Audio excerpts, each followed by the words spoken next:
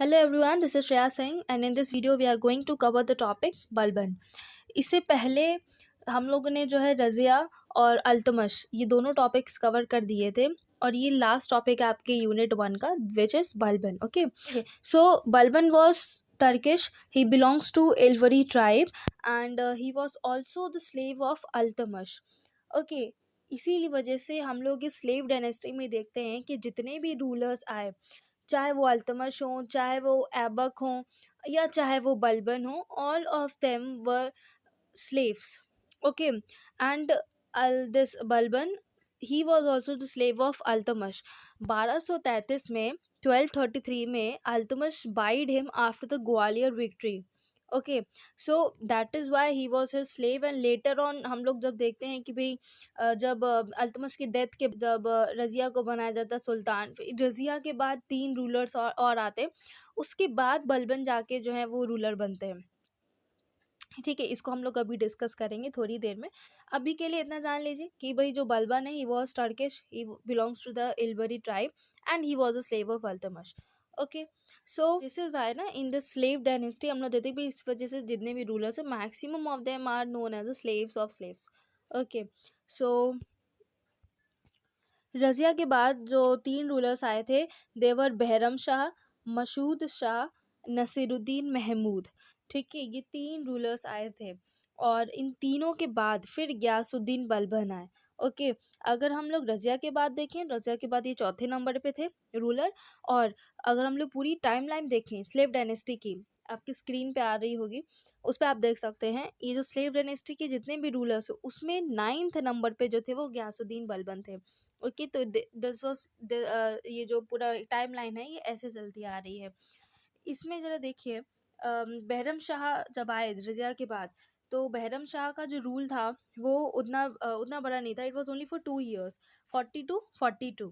Okay, it was 40 to 42 and उसके बाद जब अलाउद्दीन मसूद है, ठीक है, अलाउद्दीन मसूद ये 42 से लेके 46 तक थे। He was from 42 to 46, then followed in his quick succession. Then in 1246 से लेकर 1266 तक जो थोड़े बड़े टाइमलाइन में रहे हैं वो आपके रहे हैं ये महमूद। ठीक है, Nasiruddin Mahmud and he was from 46 to 40, this is 1246 to 1266। okay, so all of three of them were the son of Altamash.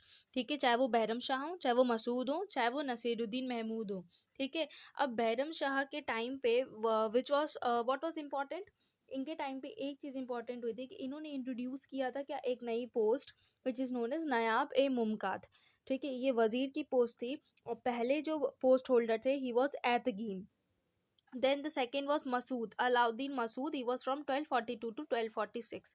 Okay, इन जो थे नसीरुद्दीन महमूद आए थे और इनका जो टाइम लाइन है वो 1246 टू 1266 रहा है। ठीक है, तो इनका इंपॉर्टेंट है क्योंकि ये जो है आपका 20 साल का टाइम लाइन है यहाँ पे नसरुद्दीन महमूद का। और इनके बारे में जो है 4-5 चीज़ें जानना बहुत इंपॉर्टेंट है। पहला चीज़, that he loves a simple lifestyle. ठीक है, ये बहुत सिंपल लाइफस्टाइल जीते थे एंड वो लाइफस्टाइल इस्लाम के अकॉर्डिंग रहती थी। इन्होंने काफ़ी सारी कॉपीज़ बनाई थी कुरान की।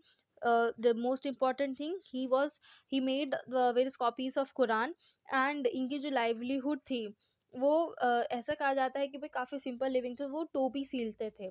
ठीक है, तो वो टोपियाँ सीलते थे, तो वो एक तरीके से भी इनका एक जो है क्वालिटी हो गया। इनके टाइम पे ये 4-5 चीज़ें इनकी क्वालिटीज़ जो है वो मेन है।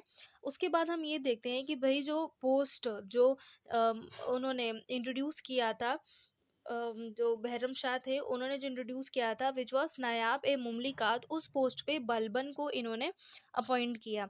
बलबन को अपॉइंट करने के बाद काफ़ी सारा अपोजिशन हुआ था, टर्क्स का अपोजिशन हुआ था और अमीर्स का जो ब्यूरोक्रेट्स थे उन्होंने अपोज किया था and after this great opposition he left.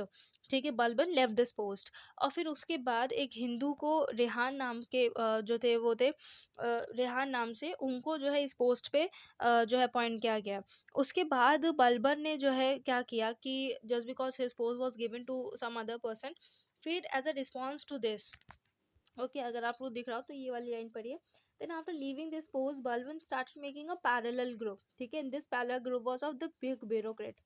अब ये जो big bureaucrats थे, they started a conspiracy in the दरबार in the court, and he मतलब ये कॉन्स्पिरेसी इसलिए हो रही थी ब्यूरोक्रेट्स की, इन्होंने एक बलबन ने ना अपना एक ब्यूरोक्रेट बनाया, एक पूरा ग्रुप बनाया, पैरेलल ग्रुप। और उसके बाद जो है उन्होंने कॉन्स्पिरेसी करना स्टार्ट कर दिया, और धीरे धीरे करते करते जो है इन्होंने नसीरुद्दीन को उनको भी हटा दिया। ठीक है, नसीरुद्दीन को हटा दिया, and he acquired his post. ठीक, उन्होंने दोबारा से इस पोस्ट को जो है एक्वायर किया। अब on the death of this Nasiruddin in 1265, who had no son, Balban ascended with the acquiescence of the noble and the officials। ठीक है, अब भाई इनका खुद का अपना ब्यूरोक्रेटिक एक दल बना हुआ है, तो अब ऐसी बात है कि नसीरुद्दीन का कोई भी बेटा नहीं था, तो उसके बाद कौन थ्रोन को करेगा, तो वो बलबन ही तो बचे, तो बलबन ने फिर अपने आप को सुल्तान बनाया।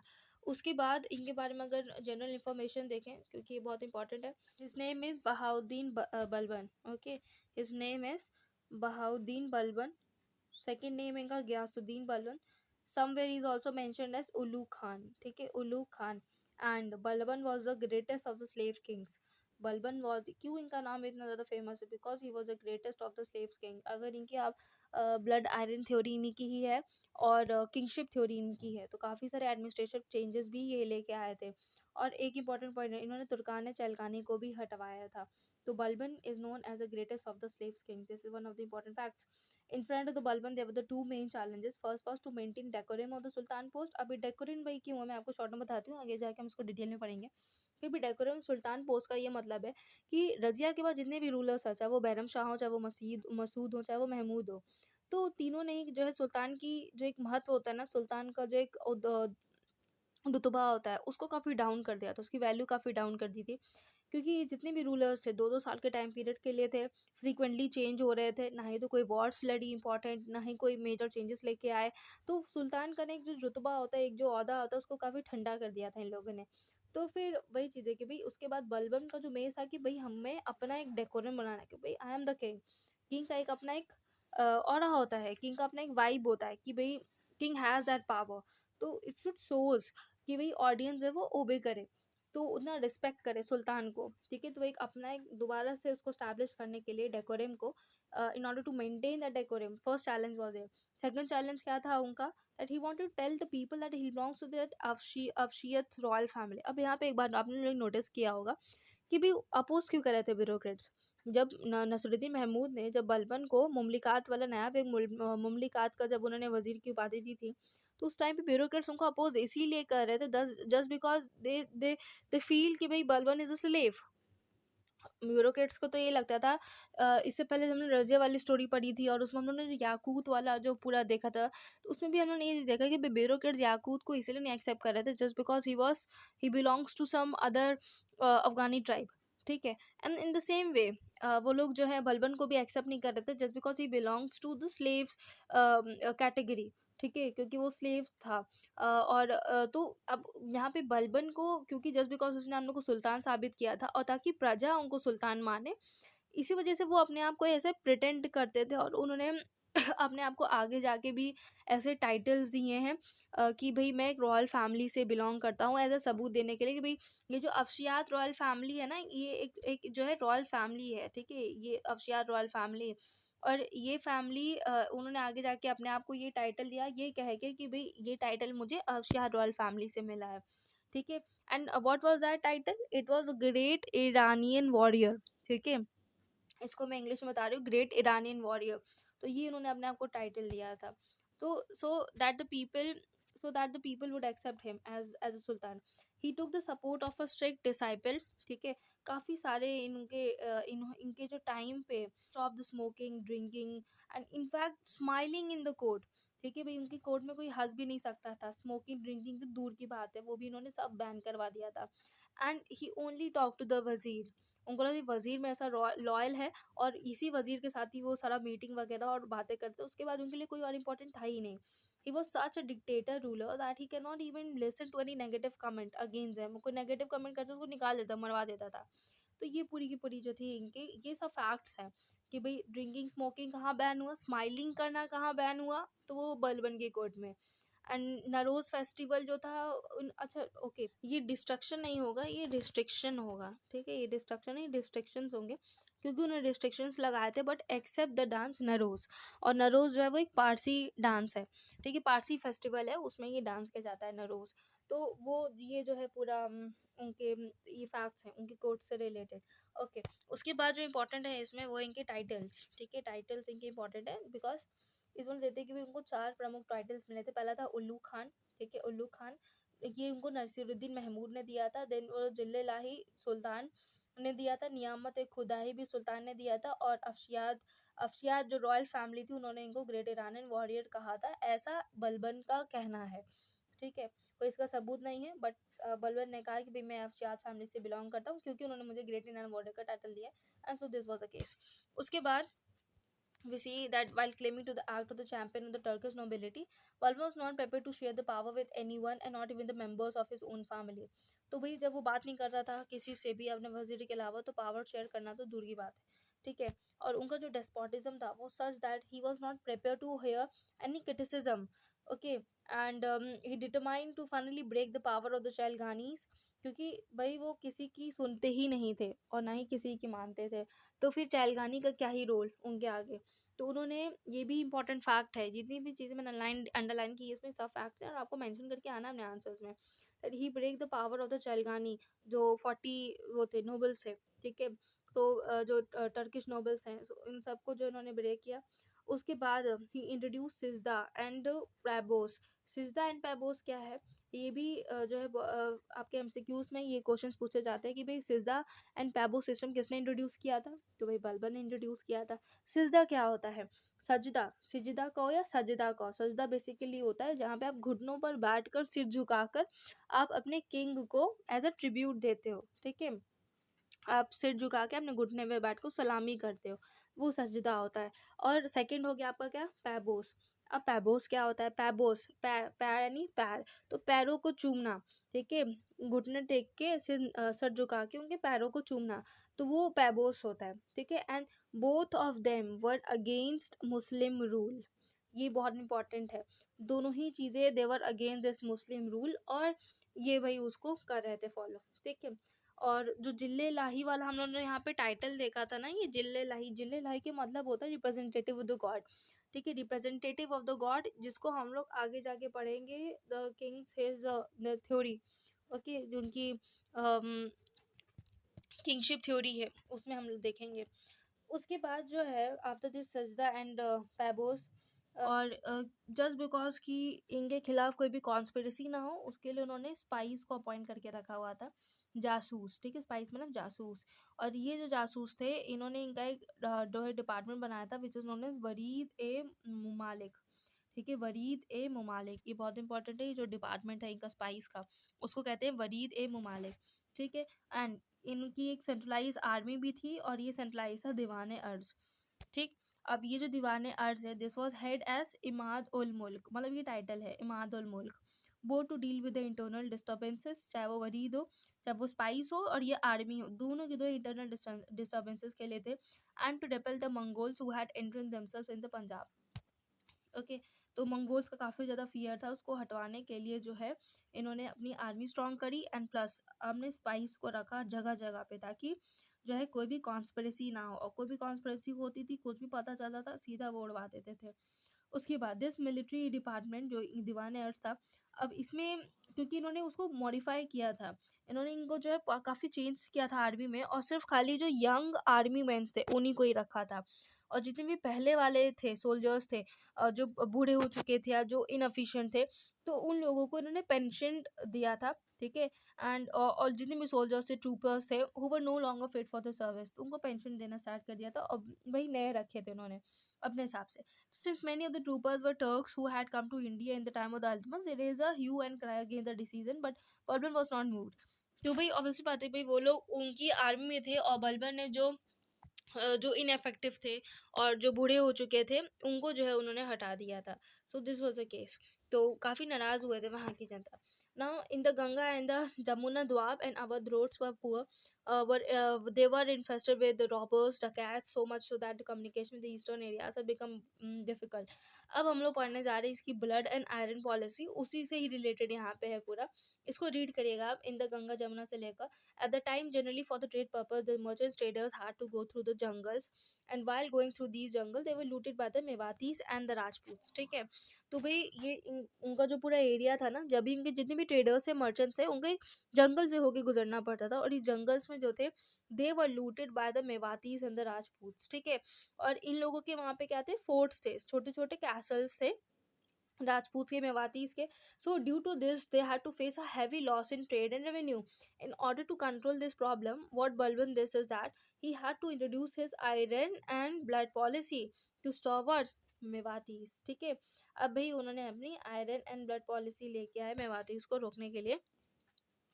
And some of the Rajput zamindar had set up the force in the area. तो ये जो जमींदार से ये जो जमींदार से they were they set up the forts in the area and defied the government, and the Mewatis had became so bold as a plunder people at the outskirts to deal with this problem। भाई उन्होंने अपनी blood and iron policy निकाली। And इसमें क्या हुआ था, जो robbers थे वो mercilessly pursued and put to death.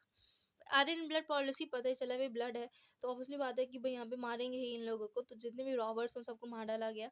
And in the area around the Badaun Rajput strong holders were destroyed, the jungles were cut down, and the colonies of Afghan soldiers were settled there to save the roads. ठीक है, तो भाई जो robbers उनको मार डाला गया, और जितने भी जंगल्स उसको काट डाले गए, और अफगान सोल्जर्स थे तो उनको वहाँ पे उनकी आर्मीज को जो कहते हैं ना कि कॉलोनीज होती हैं अफगान सोल्जर्स की, उसको वहाँ पे जो है सेटल किया गया।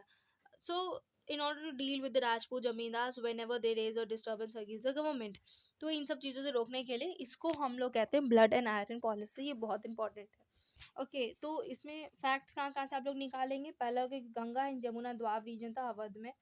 ठीक है, कहाँ का एरिया था, जंगल का एरिया था। कौन लूट रहा था, रॉबर्स एंड डकैट्स। कहाँ के थे ये, मेवातीस थे, राजपूत थे। ठीक है, इसके अगेंस्ट बलबन ने क्या किया, और वहाँ पे क्या थे, उनके स्मॉल कासल्स थे।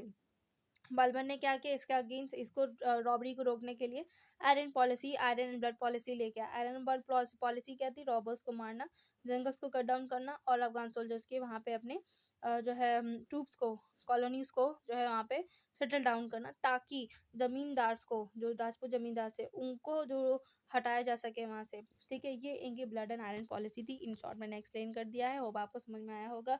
उसके बाद जो है बलबन की थ्योरी ऑफ किंगशिप हम लोग पढ़ते हैं। तो बलबन की थ्योरी ऑफ किंगशिप ये सेकंड इंपॉर्टेंट थ्योरी है बलबन की। ये दो चीज़ें पूछी जाती हैं, एक हो गया इनका थ्योरी ऑफ किंगशिप और एक हो गया इनकी ब्लड एंड आयरन पॉलिसी। ठीक है, तो जो है नाम से पता चला है इस थ्योरी ऑफ किंगशिप।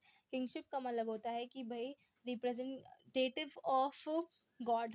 ठीक है, किंगशिप, किंग का मतलब क्या होता है कि भाई ये पूरा पूरा जो कॉन्सेप्ट वो इसी बेसिस पे है कि भाई जो किंग है वो रिप्रेजेंटेटिव ऑफ द गॉड है।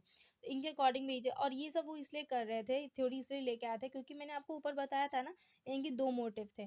पहला था सुल्तान की पोस्ट को, सबसे पहला ही था कि उनको सुल्तान की पोस्ट को, डेकोरम को क्या करना है, मेंटेन करना है। तो ये वही पॉलिसी का हिस्सा था। So this was a king of represent on the God and earth whose order should be obeyed by each and every person. The Sultan is extremely noble and worth worshipping, and the public should be respectful to him. So the Sultan is quite despotic.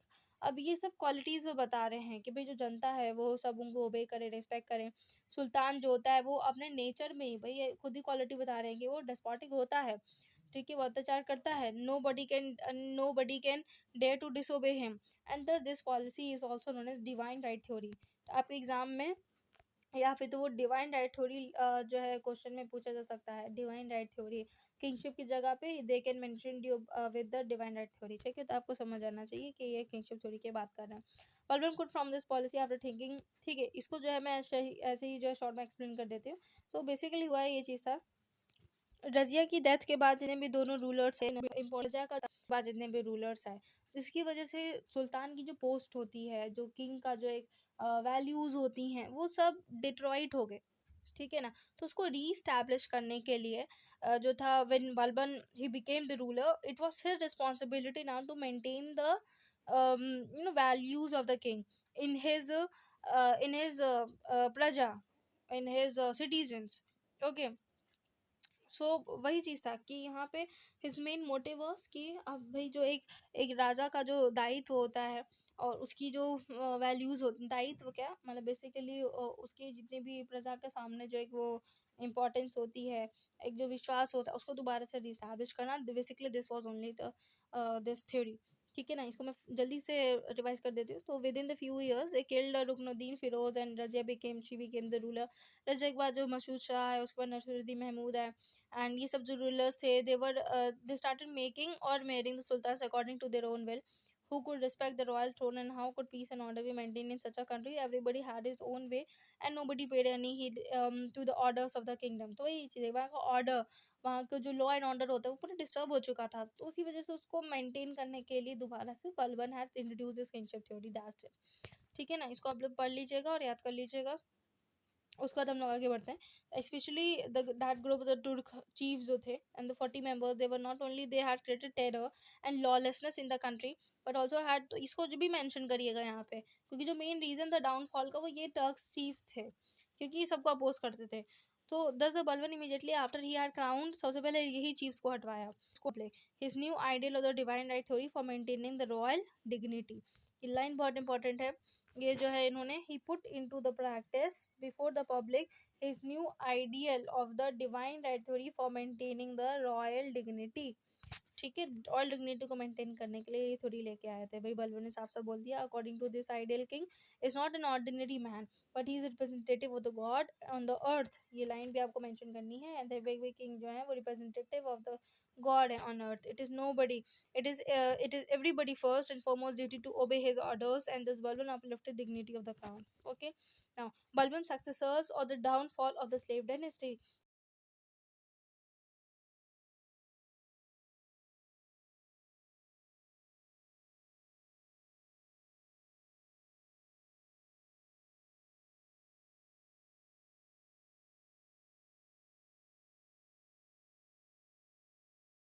बेटे थे बलबन के, ठीक है ना, यहाँ पे confuse मत होइए होगा, चार लोगों का नाम आ रहा है। बलबन के जो हैं दो बेटे थे, एक थे मोहम्मद, ठीक है, और जो दूसरे थे वो थे बुकरा खान। तो मोहम्मद के जो बेटे थे वो थे काई खुसरो, और बुकरा के जो बेटे थे वो थे कैकाबाद। ठीक है ना। अब यहाँ पे क्या हुआ कि भाई बलबन चाहते थे कि काई खुसरो बड़े बेटे का जो बेटा होगा वही ना रूलर बनेगा, काई खुसरो को रूलर बनाया जाए।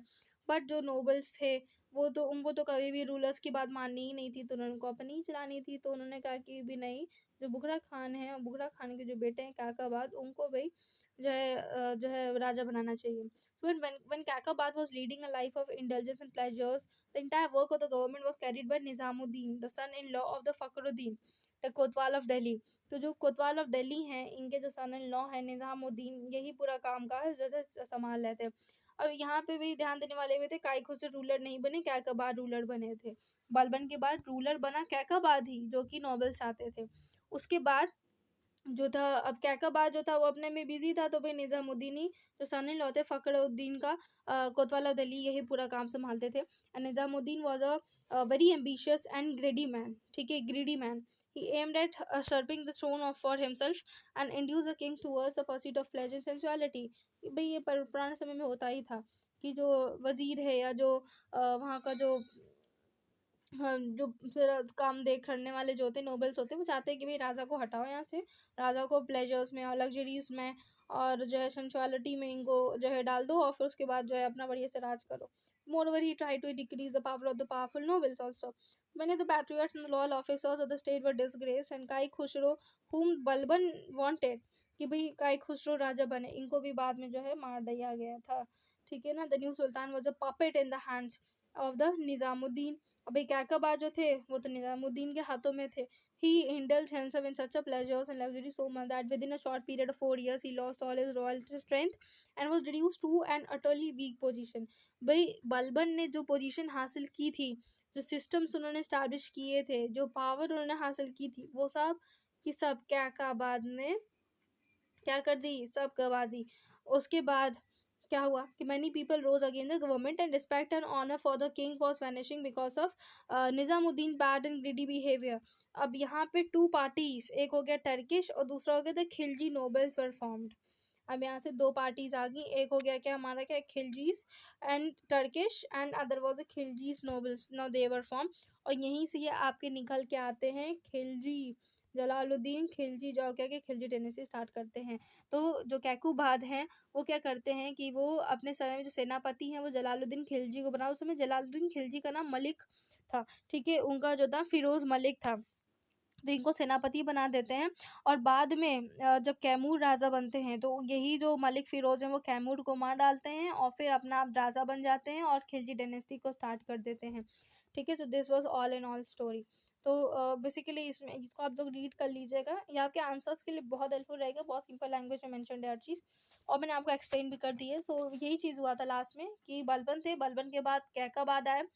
बलबन चाहते थे काई खुसरो को बनाना रूलर, पर काई खुसरो जो थे उनको मार डाला गया, वो नहीं बन पाए, उनकी जगह पे कैकबाद को नोबल्स ने बना दिया रूलर। कैकबाद अपनी लग्जरीज में ज़्यादा इतनी ज़्यादा लुप्त थे कि जो है जो उनके टाइम पे जो उनके सलाहकार थे निज़ामुद्दीन, वही सारा काम काज संभालते थे। और इतने जो निज़ामुद्दीन थे वो इतने ग्रीडी थे, इतने एम्बिशियस है कि भाई उनको वो उन्होंने कैकबाद को इनकी इमेज को जनता के सामने और किंग की जो एक वैल्यूज होती है उसको बहुत ज़्यादा डिट्रॉइट कर दिया, जिस वजह से प्रजा बहुत ज़्यादा गुस्से में आ गई थी। यहाँ पे दो पार्टीज निकल के आई, खिलजीज एंड एक थी आपकी खिलजीज और एक थी आपकी टर्किश, और यहीं से आपका खिलजी जो है डायनेस्टी का जो है आपका उदय हो जाता है, जहाँ पे हम लोग देखते हैं कि कैकूबाद जो है वो जलालुद्दीन खिलजी को, जिनका नाम फिरोज मलिक था, उनको सेनापति बनाते हैं। और बाद में जाके जब कैमूर राजा बनते हैं, कैमूर जब बनते हैं तो Kaimur was the last ruler of slave dynasty, याद रखिएगा। जब कैमूर राजा बनते हैं तब उसके बाद जो जलालुद्दीन खिलजी इनको मार डालते हैं,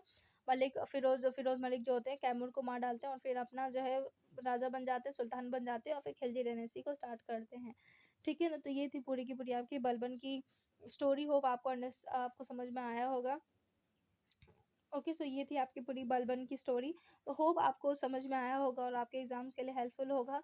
please do like, comment and subscribe this channel for further updates. Okay, thank you for watching it.